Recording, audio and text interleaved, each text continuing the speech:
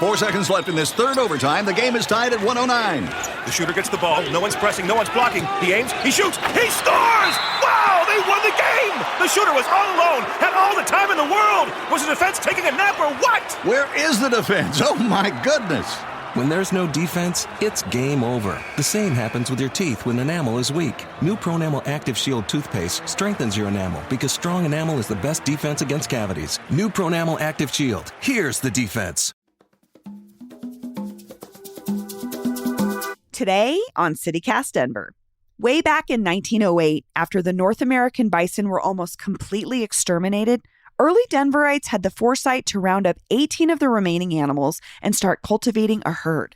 And now we're giving those bison away, back to the tribes who lived on the land we now call Denver.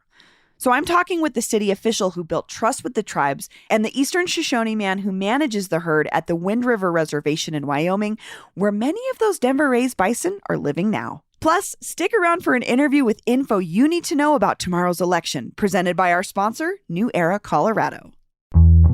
Today is Monday, April 3rd. I'm Bree Davies, and here's what Denver's talking about.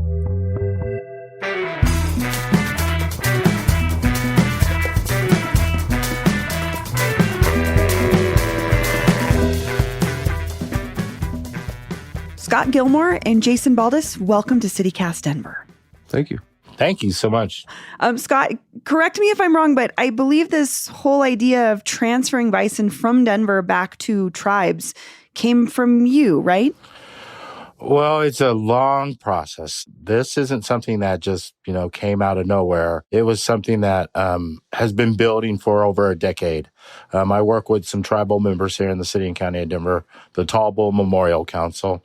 Then also, knowing Jason and the work he was doing with the National Wildlife Federation, he actually planned a trip up to, I believe it was Wind River, where we actually took a trip up to see the bison up there. And when I returned here, I realized that, I had something that no other city in the United States had.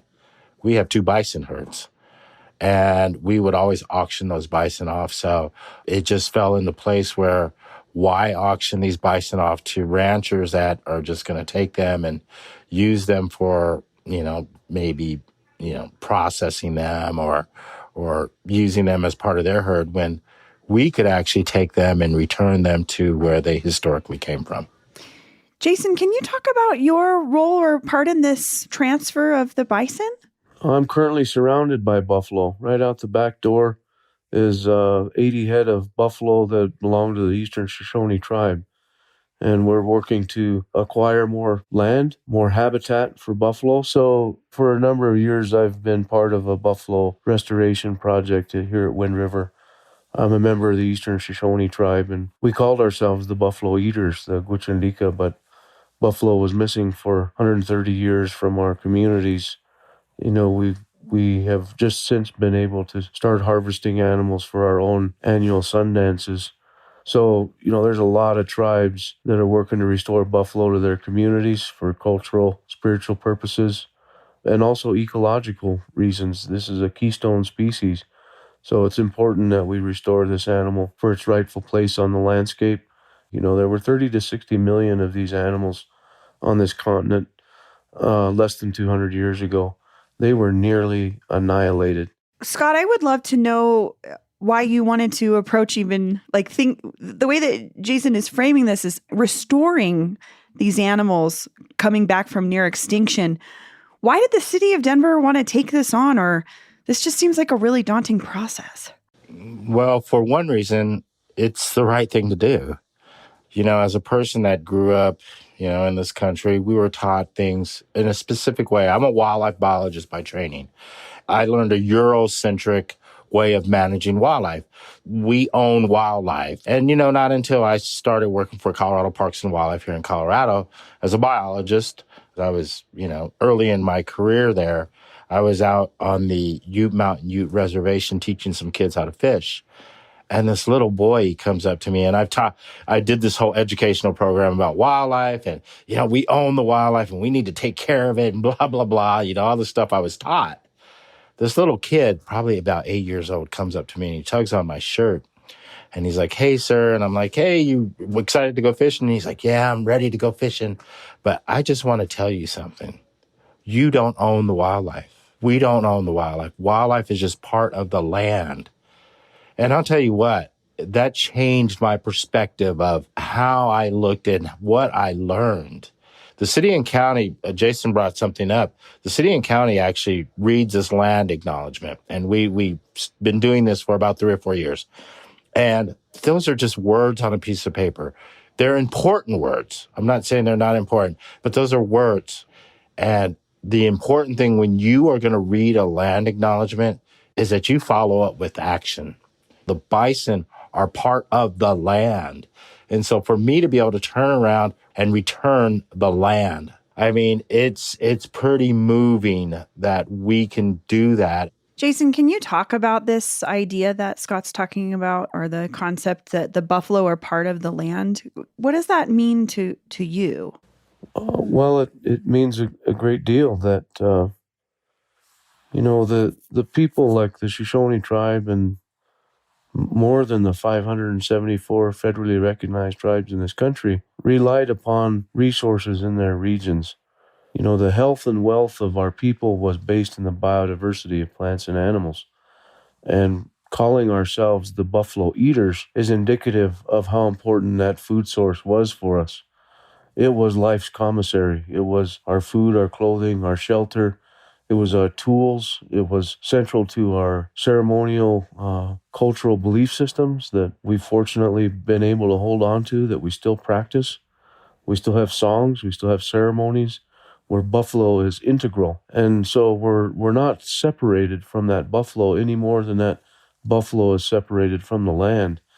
And so, restoring that relationship, not only to our people, is very important culturally, but it's also very important ecologically. This is a keystone species.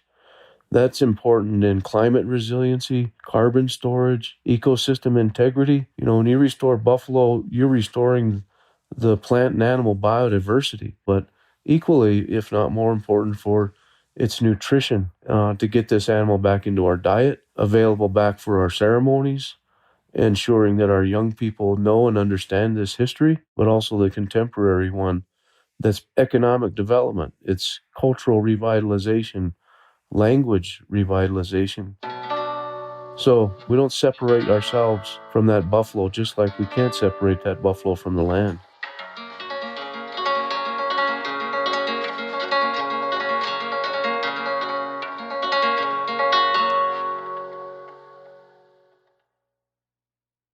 This is such helpful context, because I think about the news coverage of this transfer and it feels very symbolic, but you're explaining that this is not symbolic. This is actual physical change in trying to not change the landscape, but change what's going on for instance, for your tribe. That's correct. We're trying to create a future for our people. We still have upwards of 60-70% unemployment on the reservation. Our life expectancy is at least 10 years lower than the rest of America. We have social challenges, but one thing we can agree on is that we are Buffalo people historically, and that we have undergone a series of colonial assimilative processes that we can now work to undo to some level. Scott, I have a question for you, because I'm thinking about your role at Parks and Rec. Like, you all manage the Buffalo Bill Museum and Grave, which is a memorial to someone who is part of our mythic idea of the Wild West and also happened to kill a lot of bison. But then you also help to raise these historic herds in our mountain parks. How do you think about or reconcile those two things? Yeah, that's a pretty amazing question, because we are challenged with that. We do, as a Parks and Rec department, we manage the Buffalo Bill Museum, and Buffalo Bill is buried on top of Lookout Mountain. And, when I first got in this job 11 years ago, I had this gentleman that was running the museum, and, he was a nice guy. He was very Buffalo Bill. That's all he cared about. Mm-hmm. And, as I started to learn more and more, and as Jason, brought up, Buffalo Bill, he got his name from killing buffalo. And they did not kill buffalo for the food or anything else. they killed it to try to exterminate or even try to remove or force Indian tribes to where they wanted them to go. And then when they got them in a certain place, if gold was discovered or something was on that land, then they had to try to move them again. Just the stories are just, to be honest, horrific. Mm-hmm. So to try to balance that is very challenging. So what we've done at the museum is we've taken what we used to try to put Buffalo Bill on a pedestal and talk about how great he was. We are actually now changing that narrative. And we're talking about, the other individuals that participated in the Wild West show, the Native Americans and the indigenous population that took a huge part of, role in his Wild West show, the women that were part of his show that he fought for equal pay for them. So we are trying to move that museum from putting him on a pedestal to actually really talking about the real story. And if you don't get the whole story, it's kind of hard. So, and that's something I've had to learn. You're going to, as you work with indigenous populations and tribal members, you're going to make mistakes. You're going to say the wrong thing. You're going to maybe spell a tribal name wrong or something. You need to acknowledge those things and just learn from them and continue moving forward. Jason, that kind of leads me to my last question, which is about the future. I know that these Bison transfers with Denver are getting attention nationally. Like Interior Secretary Deb Haaland recently announced a $25 million investment in programs to help restore the bison population. But again, some Republicans are pushing up against that. What do you see as the future of bison in America? Well, that's a difficult question. I think that what we can do for bison or buffalo on tribal lands, to protect them under tribal law, to allow them to exist as a keystone species on larger landscapes, that's going to set precedent for, I think, what we can do on public lands. And public lands belong to all of us. And many of those public lands are also on the traditional territory of indigenous people. And there's also secretarial orders and some encouragement for these federal agencies, which have trust responsibility to tribes, to work on co-management or cooperative agreements so that there is a say in a more holistic vision for how we see our public lands in the future. So I would hope that we can continue to include indigenous voices, not only for buffalo, but for the future of our lands. Scott, I have to just ask, I know that there's a sunset or sort of this could end in 2030. Do you think that the city of Denver will continue with the raising and restoring of bison and buffalo and the transfer to the tribes? No doubt. My goal is to actually remove that sunset. We put that on there just to see how this worked. And it's this year, actually, the transfer this year was phenomenal when you have Ken Burns coming out and doing a story covering the work Jason's doing. But even his film crew was like, Scott, we've covered some transfers. And they were like, this is different. What the city of Denver has created here, the partnerships and the collaboration and the trust, you just don't see that. And I have to honor and I have to acknowledge that I've been placed in a position of power and privilege. I have. I have been given the ability to go out and make decisions and not be second-guessed. They might second-guess me, but I'm allowed to make decisions. I am sitting right outside of Pioneer Park, which is a little memorial. And on top of that was Kit Carson. Right, downtown. Mm-hmm. Kit Carson is not there anymore. During the George Floyd, demonstrations, there were some statues that were toppled. I was in the protest, so I was hearing what was happening. I wasn't on the sidelines. I was walking as a person of color. That directly impacts me. That impacts my family. And so as I was hearing that, I did some quick research on Kit Carson, and I was like, why is he holding such a prominent position in our city? We are pulling him down today. So I, being in a position of power and privilege that I have, I actually contacted my forestry staff who has bucket trucks and booms, and we pulled it down that day. And I know there were some people that were kind of a little frustrated because they were like, well, we've been trying to get this done for 2 decades. And I'm like, well, be happy because I'm doing it today. It's hard. I'm not asking anybody's permission. And so I'm blessed. I'm blessed to know Jason. I'm blessed to be able to be in this role where I can make I can make a difference. When I retire and I move on, this will go down as one of the most memorable things that I could have ever done or participated in, because it does make a difference. Scott, Jason, thank you both so much. This has been a really eye-opening conversation. Thank you. Thank you very much for the opportunity. Thank you for having us. I really appreciate it. And if this just opens somebody's eyes to what's going on out there, it's worth it. Hey, it's Paul. I'm a producer on the show, and I'm pleased to share the following interview with the sponsor of this episode, New Era, Colorado, about what you need to know about our upcoming election on April 4th. Allie Belknap, welcome to CityCast Denver. Thank you for having me. So you are a field director with New Era, Colorado, which is this super cool, nonpartisan, grassroots, nonprofit organization that engages young people in politics, and we are super close to an election here in Denver. So is this like crazy crunch time for you or what? It absolutely is. So we're on campuses talking to young people. We are texting. We're sending out mail. We're sending out postcards. This election is happening, and we want to make sure young people are turning out in force. But Allie, young people don't care about politics, right? I feel like I hear people say that all the time. I would say that young people do vote. We do care. Colorado boasts one of the highest youth turnout rates in the country. Actually, we lead the nation on youth voter turnout. And it takes Colorado 12 points above the national average for youth turnout, which is really remarkable. Young people make up 1/3 of the electorate in Denver, and that's true for the entire state of Colorado as well.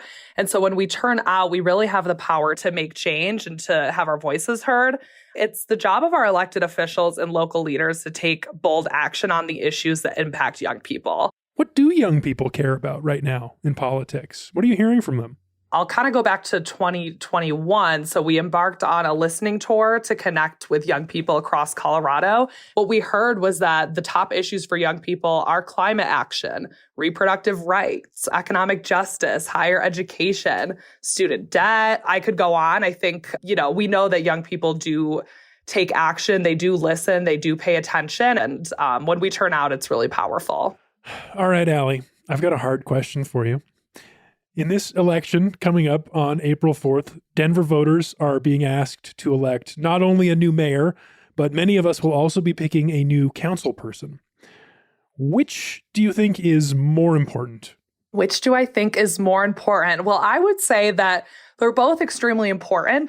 The first thing I'll say is that our mayor that's a really powerful position in Denver's government structure. One thing I always like to point out is that the Denver mayor has fewer checks and balances than even the governor of Colorado. But I will also say that isn't that interesting? I had no idea. That's crazy. Yeah, they can hire and fire pretty much anyone in government. So they hold the top job for pretty much anything that happens in Denver. But what I'll also say is that the mayor doesn't make laws. That is the job of city council. I think city council plays a really big role in ensuring our city grows in a way that's affordable and sustainable for residents, because we are growing and we can do that in a way where there is enough resources and housing to go around, as long as we're building truly affordable and accessible housing. And the last thing I'll say is that the mayor also creates and proposes our city's budget, and city council has to work with him to edit it and approve it. And so there's just a lot of power in our local government. And yeah, that's what I would say. So I'm hearing from you that they're both very, very important. I guess I won't press you to pick just one. They're both important and they work together. Well, Allie, we already agreed this is crunch time for this election. What do voters absolutely need to know before they vote? Oh my gosh, I love this question because I can't stop talking about it. I was literally doing karaoke this last weekend, and I grabbed the mic and I was like, there's an election coming up. Here's what you need to know. I just can't stop talking about it. So this election is so important. We could decide Denver's path for the next 12 years. And that's a big deal. So 12 years from now, young people, you might be going to school, starting families, launching your career, building a business, deepening your roots in the city. And ultimately, I think we all just want want to be able to afford to stay in the city that we love. And we deserve to have a say in how all that happens. So the most critical information that I could drive home is that it's never too late to register to vote or update your registration. It's too late to vote by mail. So you will want to go in person to a voter service center or use a drop box. And if you have questions about that, you can just call the Denver County Clerk's office. I would just say talk to folks that you know, talk to your family, friends, networks, communities. When we show up and we vote our values, we can really chart the course of our city and make sure that our issues are represented. And so that's what's happening. We've got an election happening and we want folks to get out there. Allie, I have to go back and follow up on something important. You grabbed the mic at a karaoke night to talk about politics? How did that go over? So I got great feedback from people who were just kind of in the crowd. But then the person who was controlling the DJ booth, they were like, hey, no politics at this karaoke bar. And, I accepted it. But somebody was so interested about it that I actually got them registered to vote online outside, which was very cool. Allie Belknap, thanks so much. Thank you. And here's what else Denverites are talking about. Yes, the big mayoral election is tomorrow.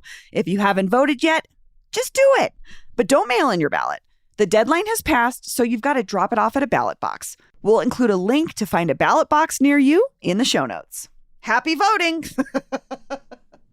And also, it's finally spring. I mean, technically it started a couple weeks ago, but now that it's April, I'm seeing more and more plants and critters starting to peek their heads out. That means it's time to start thinking about a garden. I know there are lots of you out there figuring out what you want to do with your garden this year, or how you want to fill your apartment with beautiful plants and flowers. And we want to help. We have a gardening expert on deck to answer all of your questions about gardening in the city. All you need to do is email us at denver@citycast.fm or text or leave us a voicemail with your name and neighborhood, and we might answer your gardening question on the show. Our number is 720-500-5418. Again, you can call our gardening hotline at 720-500-5418.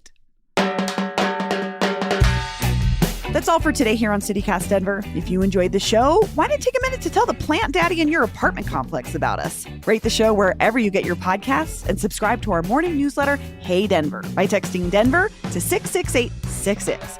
We'll be back tomorrow morning with more news from around the city. Bye-bye.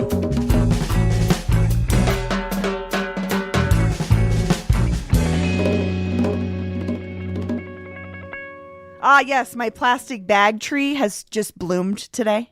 There's a dollar store bag hanging on my sad tree in the front yard. So make sure to trim your plastic bag bushes.